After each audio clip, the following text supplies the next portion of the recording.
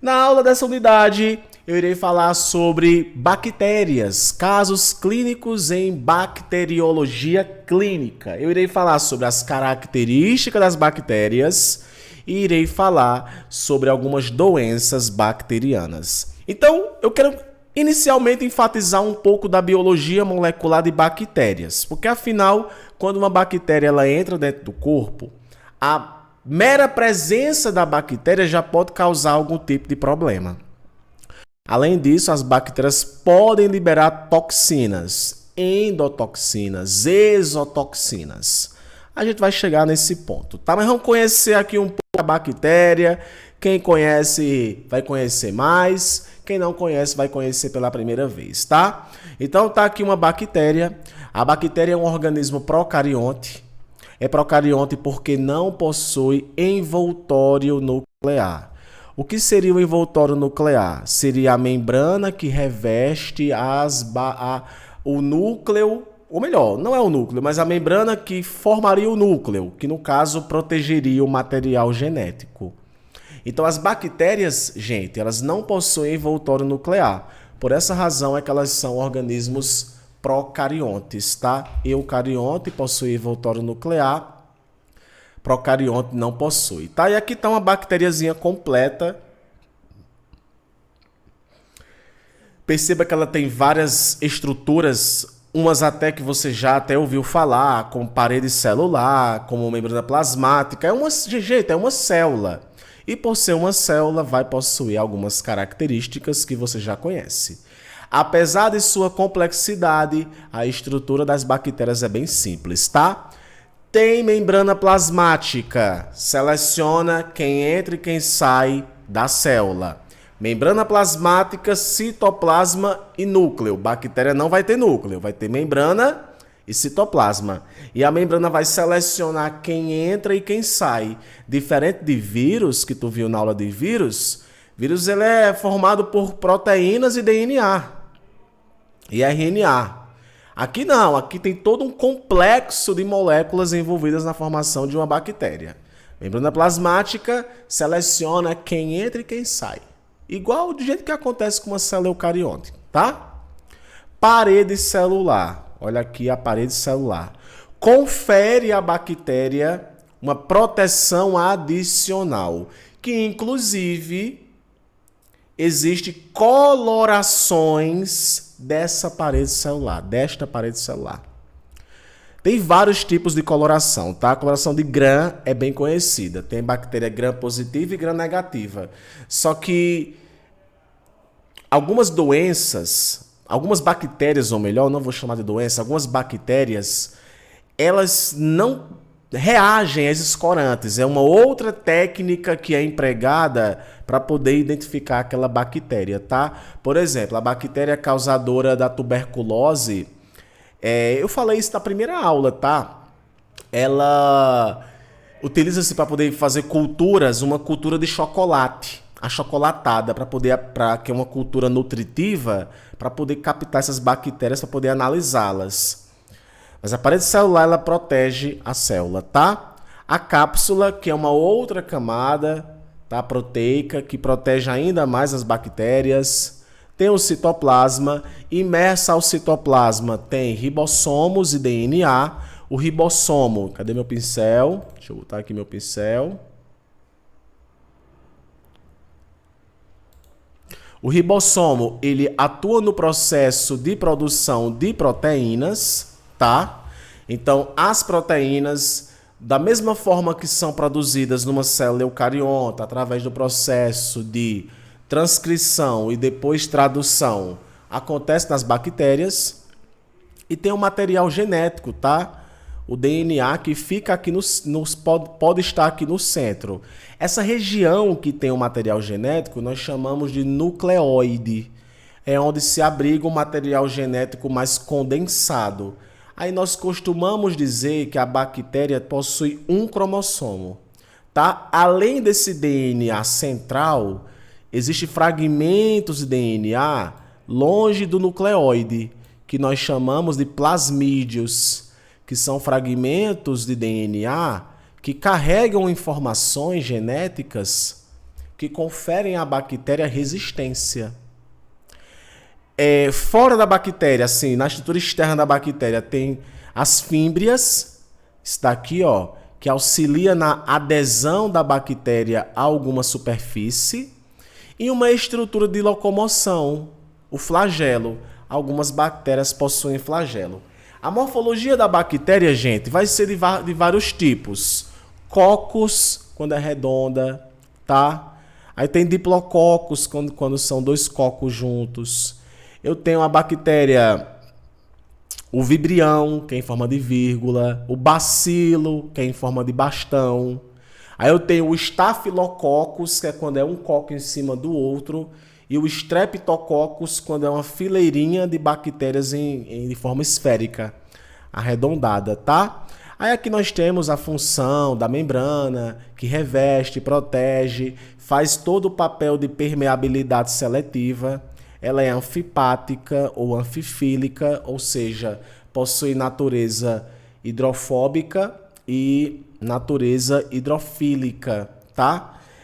Ou seja, ela possui uma parte que não é solúvel em água, digamos assim, tem afinidade com lipídios, e uma outra parte que tem afinidade com água, tá? É o fosfolipídio que nós chamamos, tá? O DNA da bactéria se divide por fisão longitudinal, não ocorre aparecimento de cromossomos condensados, que é uma característica de células eucariontes, que é quando o cromossomo se condensa e fica extremamente visível. A bactéria, gente, se divide por um processo chamado de cisciparidade. Uma bactéria origina duas. Parece com uma mitose. Uma origina duas, duas, quatro, quatro, oito e assim por diante. É possível observar isso através da produção de uma cultura bacteriana, tá?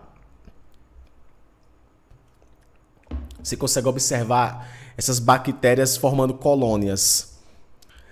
O citoplasma e os nucleóides, eles acabam formando a região restrita ao material genético, tá? Que é o DNA com extremidades fundidas. O DNA fica fundido, uma extremidade fica junto com a outra, que também é um aspecto diferente do DNA de células eucariontes, que ele não se funde. E aqui você já vê uma fusão das extremidades do DNA, tá? A parede celular em si vai conferir a resistência da bactéria. Interessante é que essa parede celular, ela tem cadeias peptídicas, ela tem peptoglicanos, e é graças a essa disposição de peptidoglicanos e essa cadeia polipeptídica em cima que vai conferir uma diferença, tá? De bactéria gram-positiva e gram-negativa. Eu tenho um micoplasma, que é um tipo de bactéria que não tem parede celular. E no caso vai promover a proteção e é impermeável. E claro que contém determinantes antigênicos, ou seja, o corpo consegue identificar a presença de uma bactéria graças à composição da parede celular daquela bactéria, tá? Aqui, ó, na coloração de Gram, que é uma coloração bastante utilizada, a gente consegue visualizar a bactéria, tá? Devido às suas propriedades, as bactérias são classificadas em dois tipos de grupos, a gram-negativa e gram-positiva. Utiliza uma técnica de coloração e depois descoloração, que eu chamo de gram-positiva e gram-negativa. Quando descolore, negativa. Quando não descolore, gram-positiva, tá? E confere aqui uma coloração arrosada e uma coloração azulada, tá bom? A bactéria, gente, por ser um organismo celular, tem metabolismo, tá? Então, o próprio metabolismo da bactéria diz muito com o que ela vai fazer no corpo humano. Lembrando que a gente está falando aqui de bactérias, mas nem toda bactéria causa doenças, tá? Tem bactérias que são fototrópicas, que produzem a sua própria alimentação, fazem o processo de fotossíntese.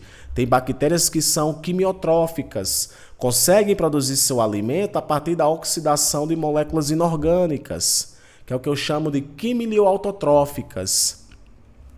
E eu também tenho as bactérias quimioorganotrópicas, que são bactérias, ou melhor, fototrópicas produzem seu alimento. A quimiotrófica, quando ela é quimiliotrófica, ela oxida moléculas inorgânicas.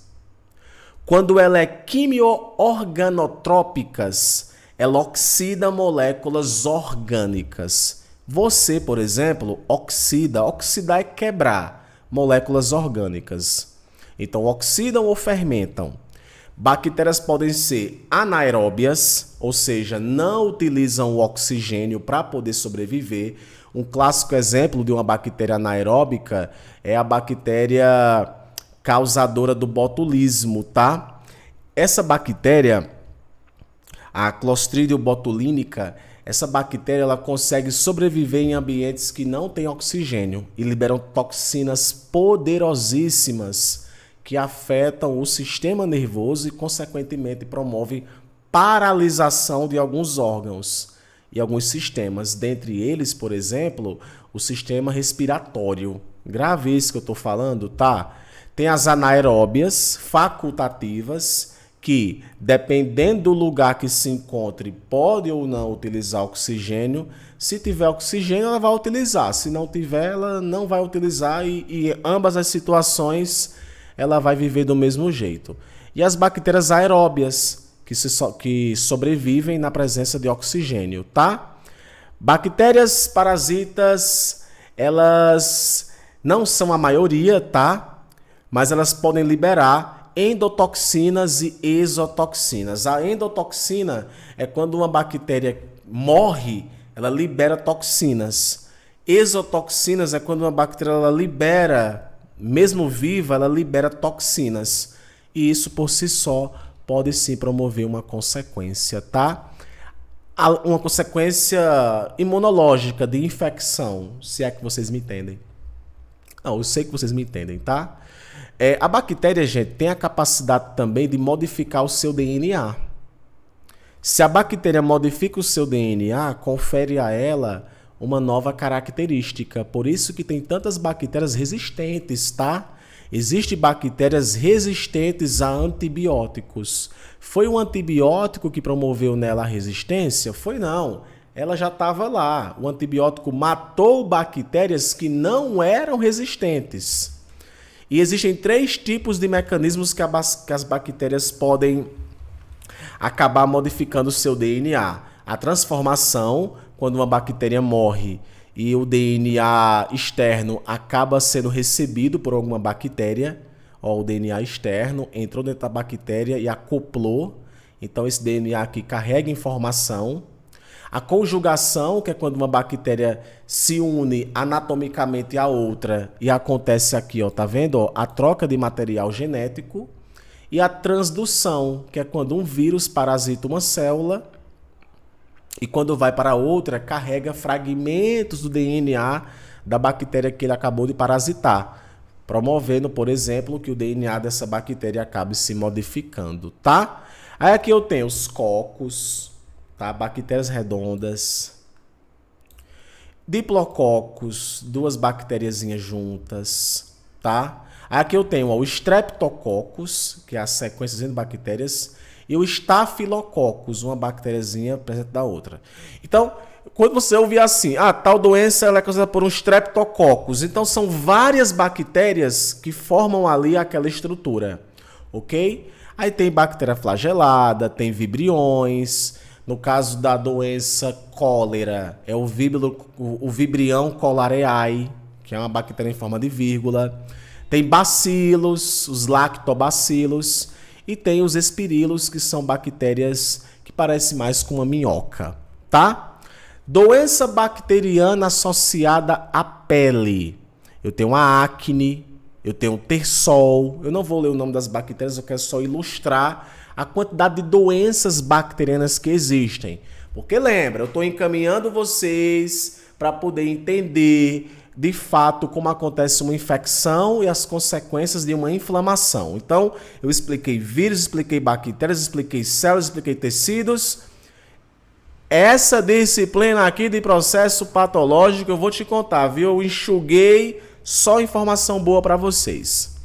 Doença bacteriana associada ao sistema nervoso, botulismo, hanseníase, a meningite. Tudo isso aqui, gente, promove inflamação, tá? Tétano.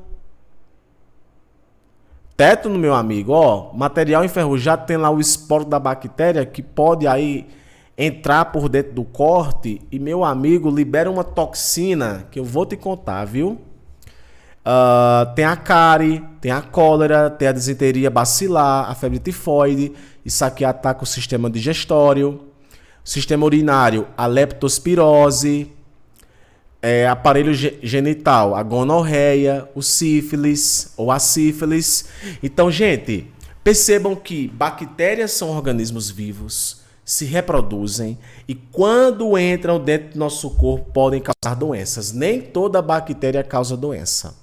O objetivo dessa aula foi fazer com que você conhecesse as características das bactérias, o nome de algumas doenças. A gente não vai falar de doença por doença, esse não é meu objetivo, tá? Mas lembra que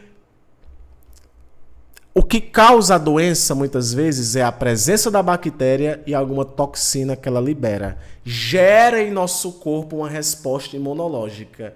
E é sobre essas respostas que eu estou preparando vocês, tá? Por isso que eu estou levando vocês ponto a ponto. Porque quando eu falar, ó, gente, entrou uma bactéria, você já sabe o que é uma bactéria. Ó, gente, afetou um tecido, tu já vai saber o que é um tecido.